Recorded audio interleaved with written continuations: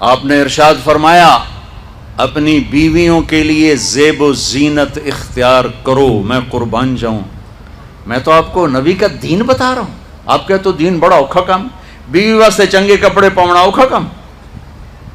میرے نبی نے کہا اپنی بیویوں کے لیے زیب و زینت اختیار کرو۔ سبحان اللہ۔ عورتوں سے کہا، واہ واہ، قربان جاؤں، اشارتاً ہمیں مردوں کو صراحتاً، عورتوں کو اشارتاً، اپنی بیویوں کے لیے زیب و زینت اختیار کرو۔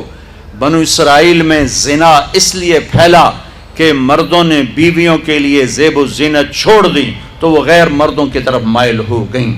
اور پھر عورتوں کو فرمایا کہ خامدوں کے لیے تیار ہو۔ کیسے؟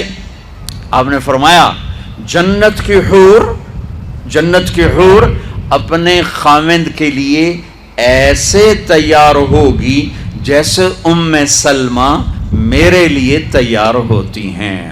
سبحان اللہ، سبحان اللہ۔ ابھی عورتوں نے شادی پہ جانا ہو تو بیچارے مرد دی مصیبت آئی ہوندی ہے، اودیاں ترائے جتیاں تروٹ جاندیاں نے کپڑے ڈھو ڈھو کے، اور خامد کے لیے تیار ہونا ہو تو انہوں موت پہ جاندی۔ اپنے خامدوں کے لیے تیار ہو ورنہ وہ اور عورتوں کی طرف مائل ہو جائیں گے۔ یہ اس میں خفیہ پیغام ہے۔ میرے نبی حیا والے ہیں، پاکیزہ زبان، پاکیزہ ذات۔ مردوں کو صراحتاً فرما دیا اپنی عورتوں کے لیے تیار ہوا کرو۔ بنو اسرائیل میں اس وجہ سے فحاشی پھیلی۔ اور پھر اشارتاً جنت کی حور اپنے خامند کے لیے ایسے تیار ہوتی ہے جیسے ام سلمہ اللہ کے رسول کے لیے تیار ہوتی ہیں۔ جب حضرت فاطمہ رضی اللہ تعالیٰ عنہ کی شادی ہوئی اور نکاح ہو گیا اور رخصتی 1 ماہ بعد، 2 ماہ بعد، 6 ماہ بعد، 1 سال بعد یا فوراً، یہ ساری روایات ہیں، لیکن زیادہ صحیح ہے کہ کچھ عرصے بعد رخصتی تھی، فوراً نہیں تھی۔ تو جب حضرت علی نے آ کے رخصتی کا مطالبہ کیا حضرت ام ایمن کے ذریعے سے، تو آپ نے حضرت حفصہ اور حضرت ام سلمہ اور حضرت عائشہ ان تینوں سے فرمایا کہ تم جانتی ہو نا میری بیٹی فاطمہ مجھے کتنی محبوب ہے، میری بیٹی کو دلہن بناؤ۔ اللہ اکبر، میری بیٹی کو تیار کرو۔ یہ میں دین بیان کر رہا ہوں، بے پردگی نہیں، بے حیائی نہیں، زیب و زینت میرے دین کا حصہ ہے، میرے نبی کی شریعت ہے، میرا نبی خوبصورت دین لے کر آیا ہے، ایک خوبصورت زندگی لے کر آئے ہیں۔ پتہ نہیں ہم نے کہاں سے عجیب و غریب دین کے فلسفے نکال لیے ہیں۔ سبحان اللہ، قربان جاؤں۔ آپ نے کہا جابر شادی کی؟ کہا جی کی۔ کہا کماری سے کہ بیوہ سے؟ کہا جی بیوہ سے کی۔ کہا اللہ بکرن فتلاعبک وتلاعبها، ارے تو نے کماری سے کیوں نہ کی؟ وہ تجھ سے کھیلتی تو اس سے کھیلتا۔ میں میرے نبی کا دین بیان کر رہا ہوں۔ آپ کیا سمجھنا صرف رمضان کے روزے رکھنا دین ہے؟ ہاں وہ دین ہے، بہت بڑا حصہ ہے دین کا۔ عبادت میرے دین کی بیس ہے، بیس ہل گئی تو ساری عمارت گر جائے گی۔ نماز نکل گئی، روزہ نکل گیا، زکوٰۃ نکل گئی، حج نکل گیا، پیچھے کیا رہ گیا؟ ساری عمارت ٹوٹ گئی۔ لیکن یہ بیس کو عمارت نہیں کہتے، ہاں بیس پر عمارت کھڑی ہوتی ہے۔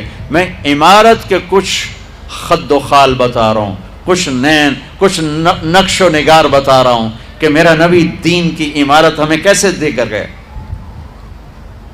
کبھی آپ نے میلا کپڑا نہیں پہنا، پرانا کپڑا پہنا، پیوند لگا کپڑا پہنا، میلا کپڑا زندگی بھر نہیں پہنا، زندگی بھر۔ اور آپ کے بدن مبارک سے، آپ کے پسینے سے ایسے خوشبو آتی جیسے مشک سے خوشبو آتی، دنیا کے سب سے مہنگی خوشبو۔ آپ حضرت ام سلیم کے گھر میں آرام فرما رہے تھے دوپہر کے وقت، دوپہر پر، تو آپ یوں کر کے سوئے ہوئے تھے، یوں یہ کوہنی آگے نکلی ہوئی تھی۔ آنکھ کھلی تو دیکھا ام سلیم نے یہاں بوتل رکھی ہوئی، یہاں تو آپ نے کہا کیا کر رہی ہو؟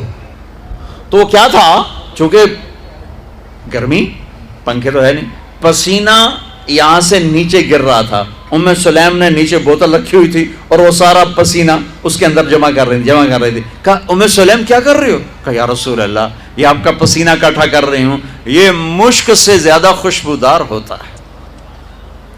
میرے نبی نے کبھی گندے کپڑے نہیں پہنے، کبھی میلے کپڑے نہیں پہنے، پرانا پہنا ہے، پیوند لگا پہنا ہے، میلا نہیں پہنا. میرا دین یہ نہیں کہتا کہ ایسی شکل میں آ جاؤ کہ لوگ بھاگنے لگ جائیں. سب سے زیادہ عزت اہمیت دو. شادی کے بعد ماں باپ کا حق پیچھے، بہن بھائیوں کا حق پیچھے، حتیٰ کہ اولاد کا حق بھی پیچھے ہے اور خاوند کا حق پہلے ہے. بہت سی عورتیں اپنی نادانی کی وجہ سے ماں باپ کے پیچھے لگ کر اپنے خاوند کو چھوڑ دیتی ہیں، خاوند کو ذلیل کر دیتی ہیں. اپنے بچے کے پیچھے لگ کے اپنے بچوں کی وجہ سے اپنے خاوند کو بے عزت کرتی ہیں. بہت سے باپ اپنے بچوں کی وجہ سے بیوی کو بے عزت کرتے ہیں، یا اپنے ماں باپ کی وجہ سے بیوی کو بے عزت کرتے ہیں. یہ سب بے اعتدالیاں میرے معاشرے میں ہیں. اللہ کا واسطہ دیتا ہوں، ایک دوسرے کو عزت دو، رشتوں کو عزت دو. ہر ایک کا اپنا مقام ہے، ہر ایک کو اپنے مقام پر رکھو. ماں باپ کی وجہ سے بیوی کو بے عزت نہ کرو، بیوی کی وجہ سے ماں باپ کو بے عزت نہ کرو، بیوی اپنے ماں باپ کی وجہ سے خاوند کو بے عزت نہ کرے. یہ وہ رشتہ ہے جس میں اولاد بھی نہیں داخل ہو سکتی. اولاد کو بھی پیچھے کیا گیا ہے خاوند اور بیوی کے رشتے میں. اور یہ وہ رشتہ ہے جس سے میرے اللہ نے اپنی نشانیوں میں سے ایک نشانی بتایا ہے. ایک نشانی، من آیاتہ ان خلقکم من تراب. میں ٹپس پڑھتا ہوں آیات کے، ساری آیت نے. میری بہت بڑی نشانی تو میں مٹی سے بنایا. واقعی نشانی ہے نا بھائی؟ ارے بولو. من آیاتہ خلق السماوات والارض. میں نے ایک آیت چھوڑ دی، بعد میں پڑھوں گا. میری بہت بڑی نشانی زمین آسمان کا بننا. واقعی بہت بڑی نشانی. من آیاتہ منامکم باللیل والنہار. میری بہت بڑی نشانی تمہارا سو جانا اٹھنا. واقعی بہت بڑی نشانی. من آیاتہ یریکم البرق خوفا وطمعا. میری بہت بڑی نشانی بادل، بجلی، گرج، بارش. واقعی. من آیاتہ ان تقوم السماء والارض بامرہ. میری بہت بڑی نشانی زمین آسمان کھڑے ہوئے ہیں.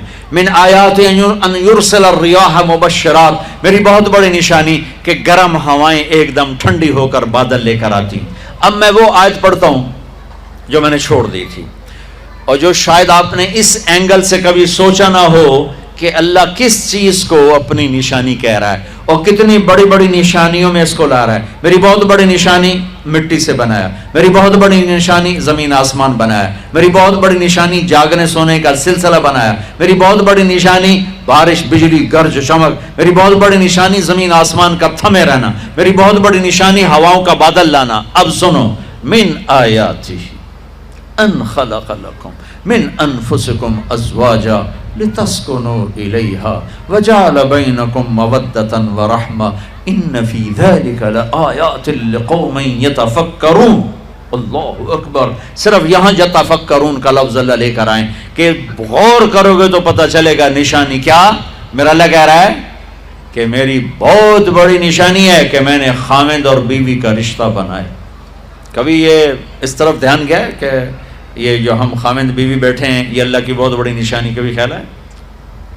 اللہ اکبر. اللہ نے ماں باپ کا رشتہ بنایا، اسے نشانی نہیں کہا. اللہ تعالیٰ نے اولاد کا رشتہ بنایا، اسے نشانی نہیں کہا. اللہ نے دادے پوتے بھی جتلائے، اسے نشانی نہیں کہا. اللہ نے پھوپھی خالہ بھی بتائیں، دادیاں نانیاں بھی بتائیں، اسے اللہ تعالیٰ نے نشانی نہیں فرمایا. نشانی کسے فرمایا؟ خاوند اور بیوی، یہ میں نے رشتہ بنایا، یہ میری کتنی بڑی نشانی ہے.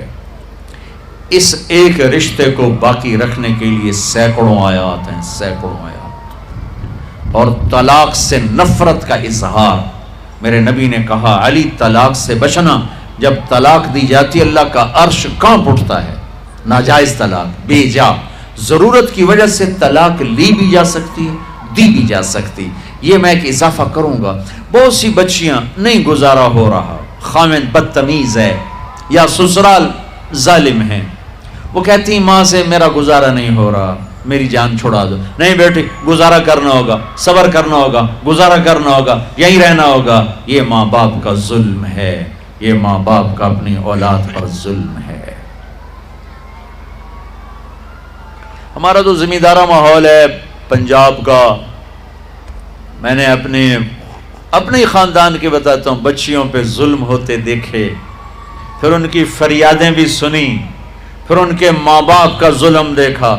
اتنا ہی رہنا ہے، اتنا ہی گزارا کرنا ہے، بس اساں ایک باری تیرا کر دیتا ہے، ہوں اساں کوئی نہیں کرنا، پچھا مڑ کے نہ پہ آویں، جویں کرنا ہی کر، ساڈا کوئی ذمہ نہیں. ماں باپ کہتے ہیں، ماں باپ کہتے ہیں. اور وہ ماہی بے آب مچھلی پانی کے بغیر تڑپتی ہے، اس طرح اس کا دن اور رات ہے. زندہ کی کھال کھچ رہی ہے، اس طرح اس کا دن اور رات ہے. اور ماں باپ کا جبر، گزارا کرنا ہے، گزارا کرنا. تین بعد کون تیرا رشتہ کتوں آئے گا، تیری شادی کتوں کریں گے. ابھی تو اس کو ذبح ہونے سے بچا لو. کل تو اللہ نے ہمیں اس کا مکلف ہی نہیں کیا کہ کل کیا ہوگا، کل کو آنے تو دو. پتہ نہیں کل کا دن ہے بھی نہیں کہ ہمارے مقدر میں یا نہیں. ہم کل کے لیے اپنی بچیوں کو ذبح کر دیتے. میں نے ان کو تڑپتے دیکھا. میں صرف اپنی فیملی کی بات اوروں کی فیملیوں کی بات جہاں جہاں تعلقات. کہیں رشتہ قریب کا ہے، لڑکی بدتمیز ہے، بچہ شریف ہے، وہ کہتا ہے ابا جی میں طلاق دینا چاہتا ہوں، میرا اس سے گزارا نہیں ہے، زبان شدید ہے. آئے میرے بھائیو، گھروں کی آبادی اللہ کی قسم، مالدار ہو یا غریب ہو، صرف اچھے اخلاق سے ہوتی ہے. اور گھروں کی بربادی مالدار ہو یا غریب ہو برے اخلاق سے ہوتی ہے، برے اخلاق سے ہوتی ہے. دو واقعے اوپر نیچے ہوئے. ایک خاتون ملی، مجھے تعارف کرایا گا کہ ایک خاتون آ رہی ہیں، ان کے خاوند کھربوں پتی ہیں، کھربوں پتی. ٹھیک ہے جی آؤ. اس خاتون نے آتے ہی رونا شروع کر دیا. مولانا لوگ مجھے خوش قسمت سمجھتے ہیں کہ میں بہت بڑے مالدار کی بیگم ہوں، میرا دل زخمی ہے، میرے خاوند کا سلوک اچھا نہیں، میں دولت کو آگ لگاؤں، یہ ہیرے کے سیٹ کو میں کیا کروں جب اس کا سلوک ہی میرے ساتھ اچھا نہیں. چند دن کے بعد ایک نوجوان ملا. مولانا میں اپنی زندگی سے تنگ ہوں، میری بیوی انتہائی بدتمیز ہے، انتہائی زبان دراز ہے، میں اپنی زندگی سے تنگ آ چکا ہوں، 3 بچے ہو چکے ہیں، طلاق دے نہیں سکتا، میں کیا کروں. یہ روزمرہ کے واقعات ہیں.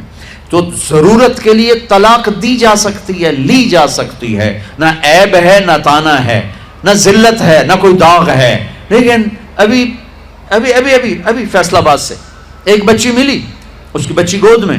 طلاق کیوں ہو گئی؟ سسرال نے کہا بچی کیوں پیدا ہوئی ہے، گھر واپس جا. طلاق دے دی. بچی پیدا ہونے پہ طلاق دے دی. پچھلے ہفتے ملا ہوں، پچھلے ہفتے. کیا قصور ہے جی، بچی پیدا ہوئی طلاق دے دی. اور یہ 3 دن پہلے اسلام آباد میں خاتون ملی کہ سسرال نے گھر سے نکال دیا، کیوں 3 بچیاں گھر سے نکال دی، 3 بچیاں پیدا ہونے پر گھر سے نکال دیا. یہ بھی اسی دیس کی کہانی ہے، یہ بھی اسی دیس کی دکھ بھری داستان ہے. ظلم صرف وہ نہیں جو بھتہ کی پرچیاں آ رہی ہیں اور جو دہشت گردی ہو رہی ہے، یہ گھر جیسے وہ بہت بڑا ظلم ہے، ایسے یہ بھی بہت بڑا ظلم ہے کہ کہیں بچیاں ذبح ہو رہی ہیں، کہیں بچے ذبح ہو رہے ہیں.